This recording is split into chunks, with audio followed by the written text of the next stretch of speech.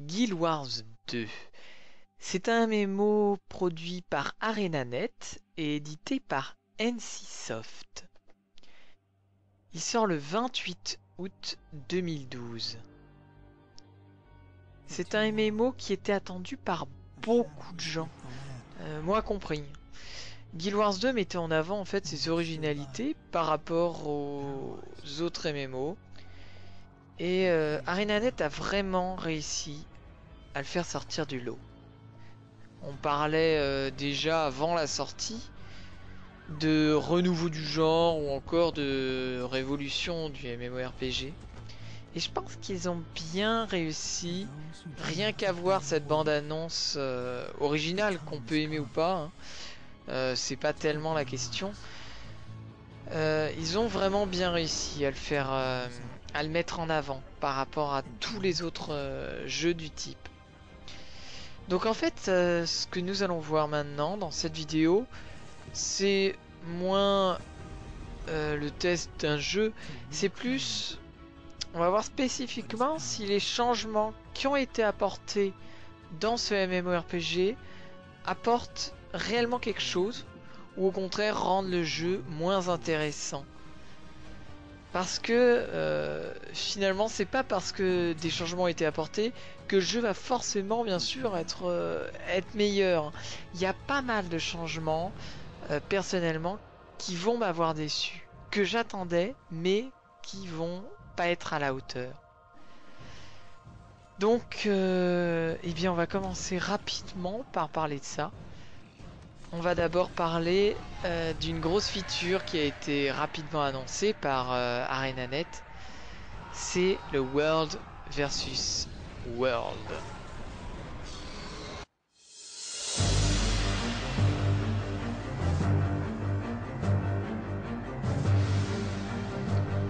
Le World vs World. Alors il est vraiment impressionnant, hein. C'est une bataille entre 3 serveurs qui peut contenir jusqu'à 2000 joueurs. Donc la première fois que j'y suis rentré, j'étais vraiment séduit. Mais rapidement en fait j'ai commencé à m'ennuyer. En fait, à cause de plusieurs raisons. D'abord, le fait qu'on n'a pas de réel impact de manière individuelle sur l'issue du jeu. Ça va vraiment être quelque chose qui va se jouer en groupe voilà, de plus de 500 personnes qui vont pas forcément être très bien organisées. Après, j'en ai pas fait en guilde, donc peut-être que c'est totalement différent. Moi, je parle vraiment pour le World vs World fait solo. Donc voilà, moi, ce que j'ai trouvé vraiment dommage, c'est ce que j'ai ressenti. Vraiment cette impression de je peux rien faire, si on perd, c'est pas parce que je suis là qu'on va gagner pour autant. Mais en même temps, c'est quelque chose de réaliste parce que je suis un joueur parmi les 2000 autres. Donc c'est normal. Ça serait pas équilibré si je pouvais influencer la partie autant pour faire gagner mon équipe. Alors ensuite, la deuxième chose qui m'a cette fois vraiment rendu fou, c'est les portes. Oui, les batailles de joueurs contre joueurs sont en fait assez rares en World vs World et on passe la plus grande partie de son temps à combattre, eh bien, des portes. Vous l'aurez deviné. C'est assez peu dynamique comme combat. Alors certes, on se fait balancer des trucs dessus. C'est pas pour ça que je ne meurs pas, comme on peut le voir. Mais c'est vraiment atrocement long et chiant. Là, j'ai accéléré, je crois, 4 fois la vitesse supérieure. Et vous allez voir à quel point la porte est lente à tomber. Et je suis en mode AFK sur mon A. Parce que sinon, enfin, c'est vraiment très lourd. Bon, peut-être que j'exagère un poil. En même temps, on n'avait pas d'arme de siège ou quoi.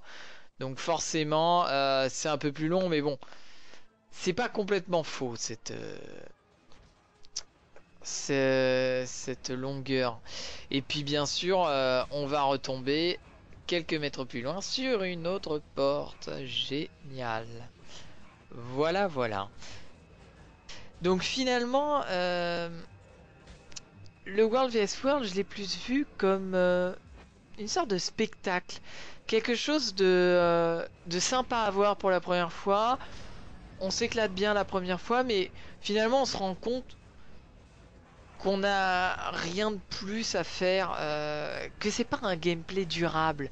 Ça va pas être quelque chose qu'on va revenir et qu'on va refaire tous les jours, parce que finalement, si on n'est pas là, ça va pas changer grand-chose. C'est un peu ce que j'ai ressenti.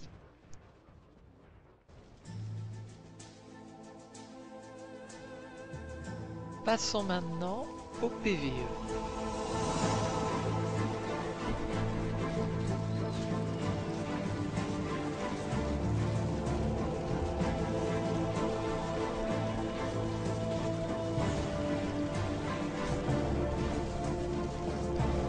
D'abord, une grosse feature qui a été annoncée, c'est le système d'événements dynamiques.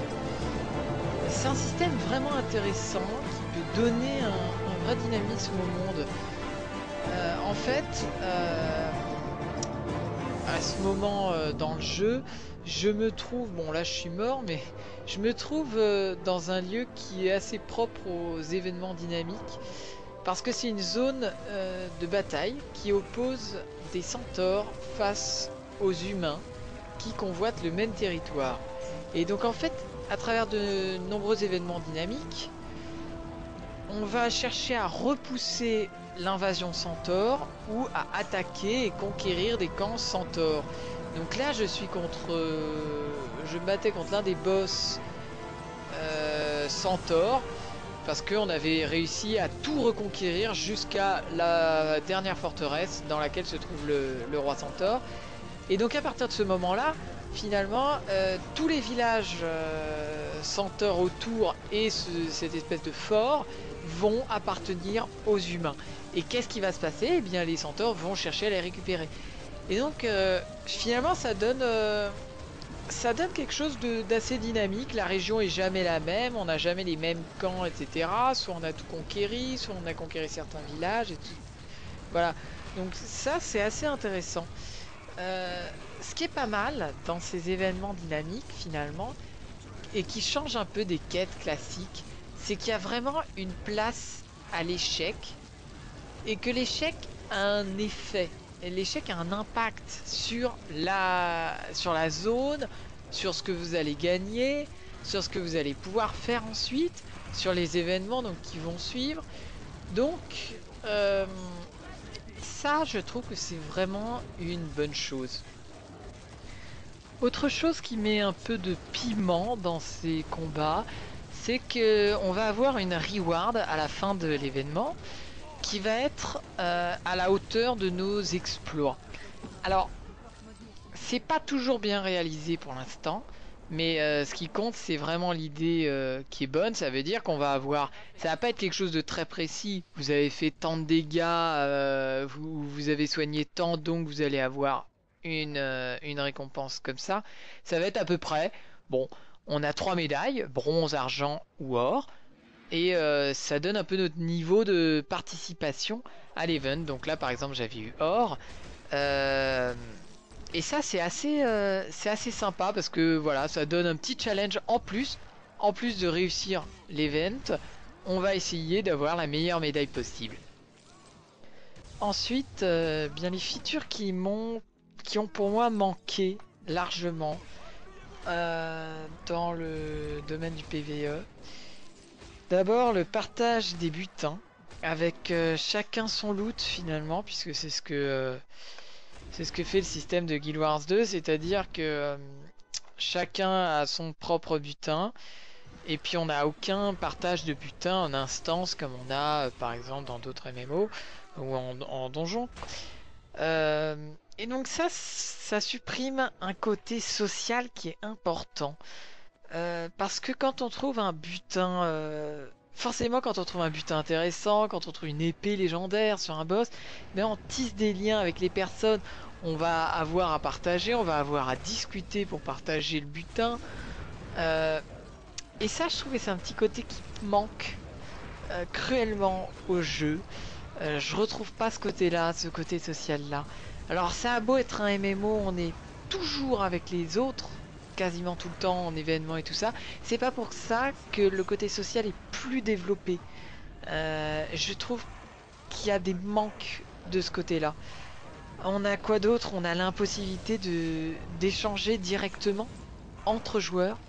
Et ça, c'est vraiment vraiment dommage parce que on est obligé de passer par un système de courrier et donc on n'est pas sûr que la personne bien sûr nous renvoie ce qu'on veut en échange donc en gros soit on passe par l'hôtel des ventes soit soit c'est par courrier et ça c'est vraiment dommage. L'impossibilité d'inspecter un joueur, ça c'est aussi terrible parce que on ne peut pas connaître véritablement les stats de quelqu'un. En plus, avec la possibilité de changer le skin, qui n'est pas forcément une mauvaise chose, mais ces deux choses couplées font que voilà, on ne peut rien savoir d'un autre joueur. On peut même pas savoir ses points de vie. On peut à peine savoir son niveau. Et encore, quand le niveau est baissé dans certaines zones, on n'a pas son vrai niveau. Donc, ça évite quoi? Ça évite la concurrence, encore une fois. On cherche à éviter la concurrence entre les joueurs. On n'a plus les réflexions du type oh la classe, il a l'épée légendaire du boss immortel de la mort qui tue ou regarde ce noob, il a encore les jambières du hibou de la colline. Enfin, on n'a plus ce genre de réflexion. Donc ça peut être vu comme une bonne chose, mais c'est aussi dommage parce que on perd cette envie finalement d'avoir le meilleur stuff possible. Puis il faut dire surtout les choses comme elles sont. On aime bien se la péter avec un bon stuff.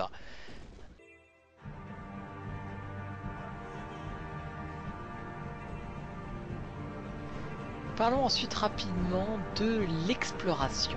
Un côté qui m'a vraiment vraiment séduit par contre.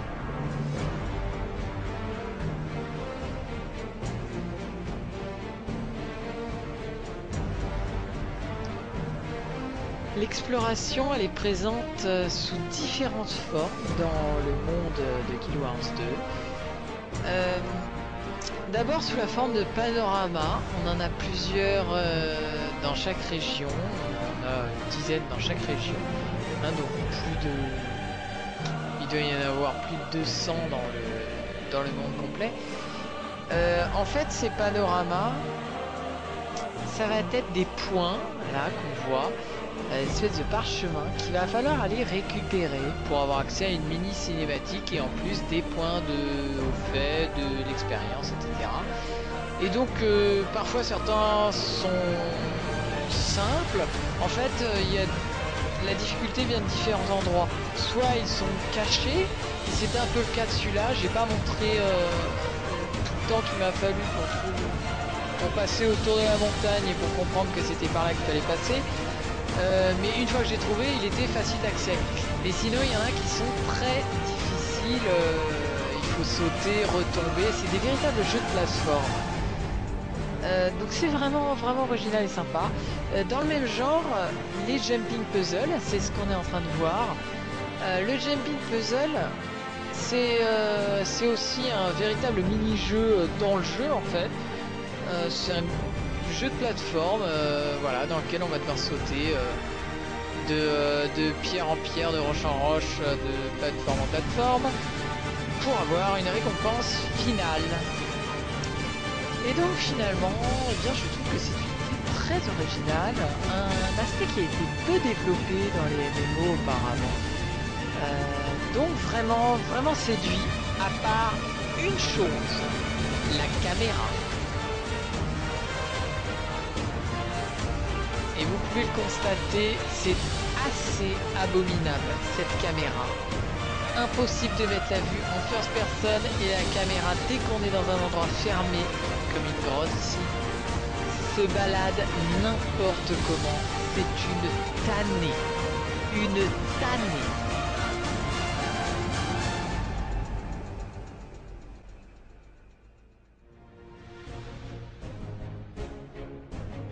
Finalement, Guild Wars 2, il propose du fun immédiat. C'est le principal avantage du jeu. Le leveling, il a été pour moi une partie de plaisir. Je pouvais faire absolument tout ce que je voulais. Le jeu était vraiment varié, c'est-à-dire que je pouvais à la fois faire un tour en World vs World, faire de l'artisanat, m'amuser à participer à des events, faire des donjons, faire des 4 cœurs, m'amuser à explorer le monde. Et ce qui est important, c'est que toutes ces actions étaient valorisées. Elles apportent toutes de l'XP et puis souvent des récompenses matérielles. Et pourtant, eh bien, ce plaisir immédiat, il va rapidement s'estomper dans le jeu. Parce que, eh bien, on n'attend plus aucune nouveauté. On n'a plus aucune nouveauté dans le jeu. Notamment le système de compétences fait qu'on prend d'abord les compétences qui nous intéressent, puisqu'on doit débloquer les compétences avec des points. Et puis on garde bien celles qui nous intéressent moins pour la fin. Et donc plus on avance, moins on a de choses intéressantes à découvrir et moins on en attend. Au niveau des compétences d'armes par exemple, à partir du niveau 10, on va dire qu'on les a toutes, on a essayé quasiment toutes les armes, on n'a plus rien à découvrir. Voilà pour moi le principal défaut du jeu. On nous donne tout immédiatement. Et eh bien je pense qu'il faut aller plus progressivement dans la découverte du jeu. Alors ils insistaient beaucoup avant la sortie pour dire on veut donner du fun, vraiment du fun aux joueurs, qu'ils puissent faire ce qu'ils veulent. Ça a un avantage, mais ça a des inconvénients qui sont pour moi, qui m'ont fait arrêter le jeu en fait. Parce qu'arrivé au niveau maximum, j'avais l'impression d'avoir tout vu, tout fait, et puis de pas avoir spécialement envie de continuer à refaire les mêmes choses, de pas avoir d'avantage à continuer la même chose. Voilà, et bien j'espère que cette vidéo vous a plu et j'attends que vous commentiez éventuellement et puis que vous notiez et puis je vous souhaite un bon jeu.